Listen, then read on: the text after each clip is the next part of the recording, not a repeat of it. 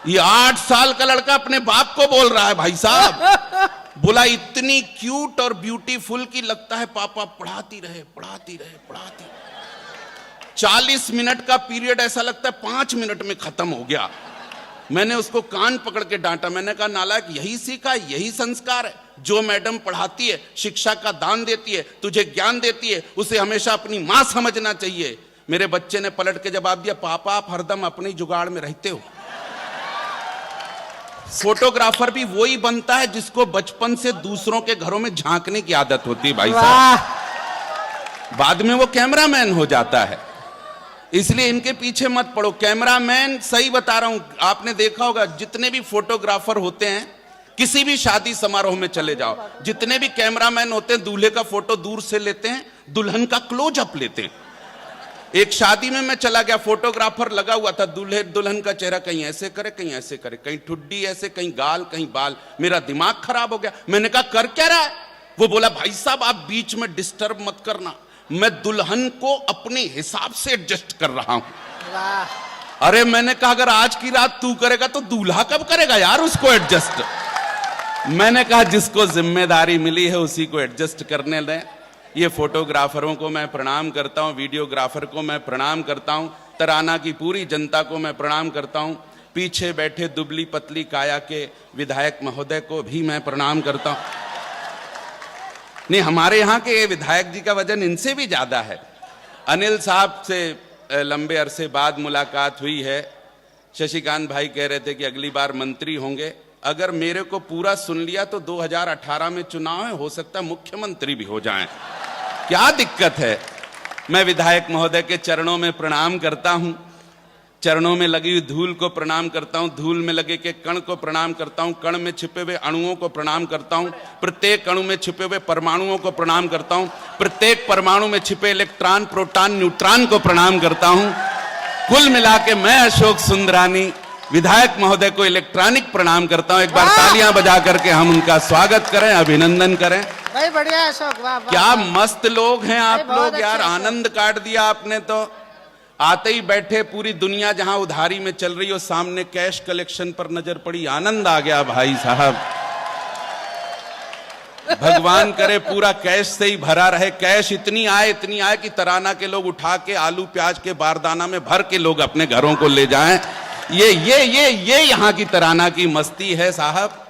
मैं छोटे छोटे बच्चों को भी प्रणाम करता हूं, आगे बैठे हुए हैं, इनको प्रणाम करता हूं। माता पिता ने इधर भेज दिया है,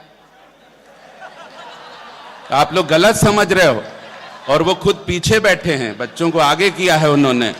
हाँ, ऐसा नहीं, आप वही मत समझो जो आप समझ रहे हो, हालांकि बात वही है जो आप समझ रहे हो।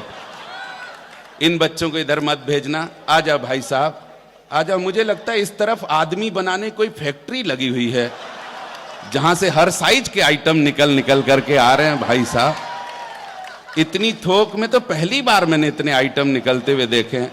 आइए बैठ जाइए, व्यवस्थित हो जाइए, बैठ जाइए। उसके बाद मैं शुरू होता हूं।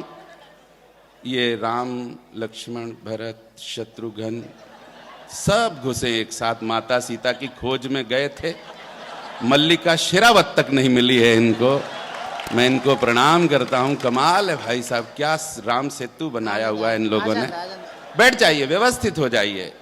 आज अद्भुत कवि सम्मेलन होने जा रहा है। ये समिति के सदस्यों को मैं प्रणाम करता हूं। आपकी लाज रखिए। पिछले हफ्ते मैं केबीसी में गया था, भगवान कसम झूठ नहीं बोलता। केबीसी में पहुंच गया था, 12.5 लाख जीत लिया था मैंने। 25 लाख का प्रश्न आया, उसमें पूछा अमिताभ बच्चन ने कि सबसे बड़े कवियों को लेकर के सबसे कम बजट का कवि सम्मेलन कहां पर होता है। मैंने 25 लाख छोड़ दिए, लेकिन तराना का नाम नहीं लिया भाई साहब, भगवान कसम। बढ़िया अशोक, बढ़िया बढ़िया बढ़िया। मैं आपकी इज्जत रखना जानता हूं भाई साहब। कैमरा देख के आदमी ऐसा हो जाता है भगवान। आजकल तो सेल्फी का दौर है। अच्छा, जो आदमी नई टी शर्ट पहन के आता है तो वो जरूर फोटो खींचने आता है, जिससे लोग देख लें कि नई टी शर्ट पहनी है। मैं कवि सम्मेलन के सारे कवियों को नमन करता हूं, प्रणाम करता हूं। ये भी साहब एक डेरा है, और ये डेरा प्रमुख नहीं, जो संचालन करता है वो प्रमुख होता है, उसमें कोई नई बात नहीं है साहब। मैं डेरा प्रमुख को प्रणाम करता हूं। बस आप ऐसे ही इसी मस्ती में, इसी मूड में बैठे रहिएगा। बहुत अच्छा मेरा अपना क्रम है। 10-5 बढ़िया मिनट अशोक आपके भाई। बीच में रह करके वीर गति को प्राप्त हो जाऊंगा। ज्यादा देर तक आपका खून पीने का मेरा कोई इरादा नहीं है। हास्य कवि बनता कैसे है साहब? हास्य कवि तैयार कैसे होता है? उल्टे सीधे जवाब मिलते हैं, हास्य का कवि तैयार हो जाता है। जमाने के ऐसे ऐसे क्वेश्चन आते, जैसे ऐसे प्रश्न आते हैं कि हास्य का कवि तैयार हो जाता है साहब। मेरा बड़ा बेटा है, 10वीं में पढ़ता है, 10th क्लास में, पिछले साल फेल हो गया था, इस बार फिर फेल हो के आ गया। मैंने उसको डांटा, मैंने कहा नालायक, फिर फेल हो गया। आसपास के वातावरण को कुछ देख, कुछ सीख वातावरण से। शर्मा जी की लड़की को देख 96% नंबर, मिश्रा जी की लड़की को देख 98% नंबर। मेरे बच्चे ने पलट के जवाब दिया, उन्हीं दोनों को देखने के चक्कर में 2 साल से फेल हो रहा हूं। और कितना देखे आदमी। आपकी तालियां ठाका गलत जगह पे आ गया भाई साहब। मेरा दर्द, मेरी पीड़ा ये है ही नहीं। मेरी असली पीड़ा यह है कि मेरा दूसरे नंबर। ये तो 17-18 साल का लड़का 10वीं में 2 साल फेल हो गया तो 20 साल का हो गया, ये अपने बाप से कह सकता है। मेरी असली पीड़ा यह है तराना के अच्छे लोगों की, मेरा दूसरे नंबर का बेटा जो 8 साल का है, क्लास 4 में पढ़ने वाला। क्या उम्र होती है 8 साल की, मासूम उम्र। स्कूल से लौटता था तो उदास रहता था, भगवान कसम। एक दिन स्कूल से लौटा तो बड़ा प्रसन्न, नाच रहा, गा रहा, कूद रहा है, डीजे बजा रहा था। मैं हैरान रह गया। मैंने कहा, पहली बार स्कूल से लौट के इतना प्रसन्न। वो बोला, पापा कुछ मत पूछो, स्कूल में जो नई मैडम आई है इतनी क्यूट और ब्यूटीफुल।